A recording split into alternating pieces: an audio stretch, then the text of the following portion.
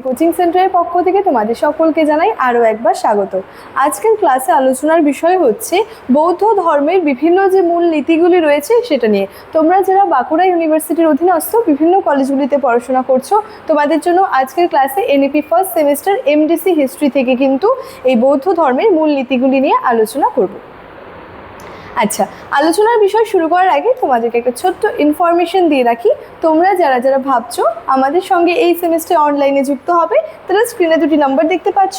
এই নাম্বার দুটি হলো আমাদের জ্ঞানজ্যোতি কোচিং সেন্টারের অফিসিয়াল হেল্পলাইন নাম্বার। যে কোনো একটি নাম্বারে যোগাযোগ করে আমাদের সঙ্গে যুক্ত হয়ে যেতে পারো। এর সাথে সাথে তোমাদের সেমিস্টারের কোর্স ফি আর কোর্স ডিটেলস সম্পর্কে একটু বলে রাখি।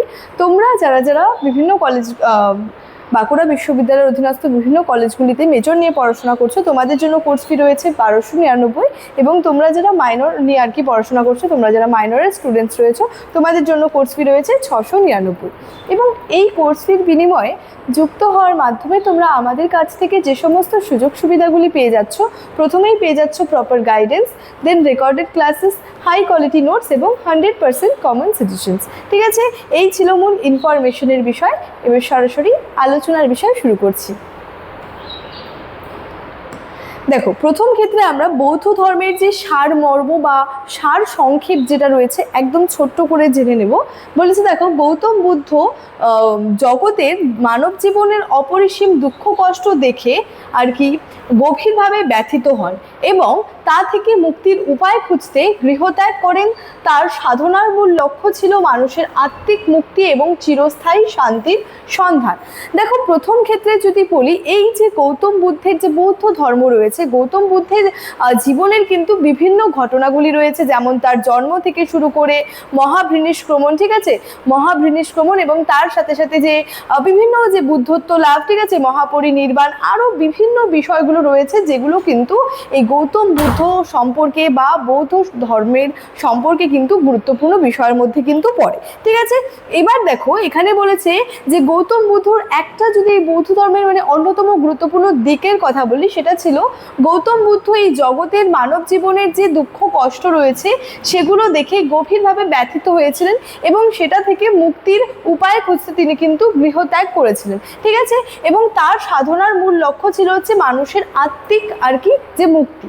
বলেছে তার প্রবর্তিত ধর্ম কোনো ঈশ্বর কেন্দ্রিক বিশ্বাস নয়, বরং এটি মানুষের নিজস্ব কর্ম, নৈতিক বিকাশ, অহিংসা এবং আত্মোপলব্ধির ওপর প্রতিষ্ঠিত এক জীবন দর্শন। ঠিক আছে, আচ্ছা, এবং এই যে বৌদ্ধ ধর্ম রয়েছে, এই বৌদ্ধ ধর্ম আলোচনার ক্ষেত্রে আমরা কিন্তু বিভিন্ন বিষয়গুলো দেখতে পাবো। ঠিক আছে, যেমন আগের স্লাইডের মাধ্যমে তোমাদেরকে বললাম, গৌতম বুদ্ধের জীবনের বিভিন্ন গুরুত্বপূর্ণ বিষয়গুলি রয়েছে বৌদ্ধ ধর্ম থেকে, যেগুলি খুবই গুরুত্বপূর্ণ বিষয়, যেমন মহাপরিনিষ্ক্রমণ, বুদ্ধত্ব লাভ, ঠিক আছে, হচ্ছে ধর্মচক্র প্রবর্তন, অষ্টাঙ্গিক মার্গ, নির্বাণ, মধ্যম পন্থা, আর্য সত্য, আরও কিন্তু বিভিন্ন বিষয়গুলি রয়েছে।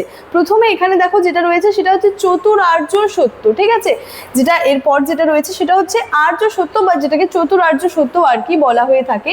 এখানে চারটি সত্যের কথা বলা হচ্ছে। কি দেখো, প্রথমে রয়েছে হচ্ছে দুঃখ, তারপরে রয়েছে হচ্ছে দুঃখ সমুদয়, তারপরে রয়েছে দুঃখ নিরোধ, তারপরে রয়েছে দুঃখ নিরোধ মার্গ। এবার এই যে চারটা চতুরার্য সত্য রয়েছে, এটার ডিটেলসটা কি বলা হয়েছে, মানব জীবন মূলত দুঃখময়, জন্ম জরা ব্যাধি মৃত্যু সব কিছুর মাঝেই কিন্তু দুঃখ রয়েছে। অর্থাৎ প্রথম একটা আর্য সত্যের মধ্যে পড়ে দুঃখ, অর্থাৎ এই জগৎটাই কি দুঃখময়। তারপরে রয়েছে দুঃখের সমুদয়, অর্থাৎ দুঃখের নির্দিষ্ট কারণ রয়েছে, মানুষের অসীম তৃষ্ণা, কামনা এবং বাসনাই হলো সকল দুঃখের আর কি মূল উৎপত্তি। তাহলে কি দুঃখের এই যে আমাদের জীবনে বা মানব জীবনে, মানব জাতির জীবনে যে দুঃখ রয়েছে, সেই দুঃখের কিন্তু কোনো না কোনো কারণ রয়েছে।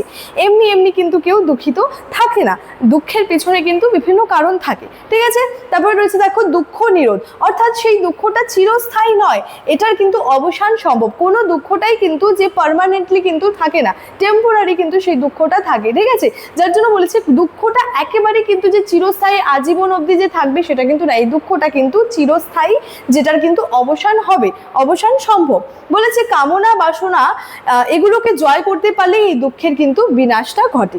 তারপরে রয়েছে দুঃখ নিরোধ মার্গ, অর্থাৎ দুঃখ থেকে মুক্তি লাভেরও কিন্তু একটা সুনির্দিষ্ট উপায় বা পথ রয়েছে যাকে অষ্টাঙ্গিক মার্গ কিন্তু বলা হয়ে থাকে। ঠিক আছে, তাহলে 4টি আর্য সত্য বা চতুরার্য সত্যর মধ্যে যেটা বলা হচ্ছে, প্রথমটা হচ্ছে যে দুঃখ, অর্থাৎ এই জগৎ দুঃখময়।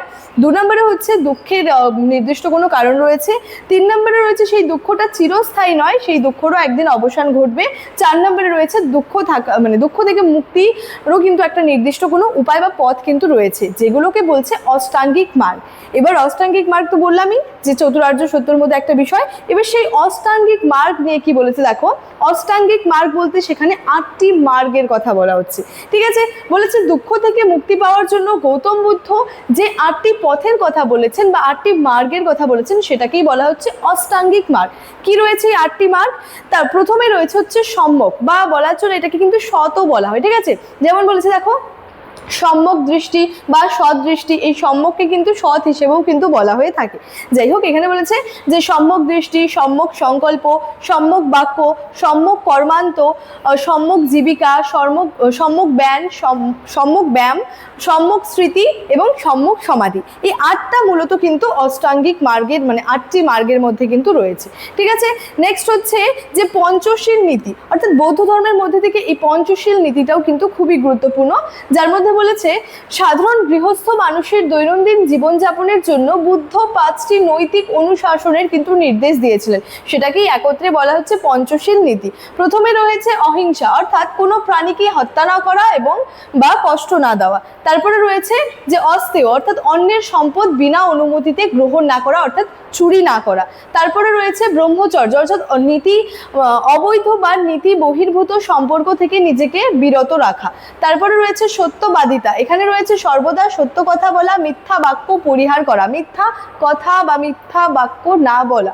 নেক্সট হচ্ছে সুরাপান বর্জন, অর্থাৎ মাদক দ্রব্য বা নেশা জাতীয় সমস্ত দ্রব্য সম্পূর্ণভাবে বর্জন করা। এই সমস্ত বিষয়গুলো হচ্ছে যে পঞ্চশীল নীতির মধ্যে কিন্তু বলা হয়েছে।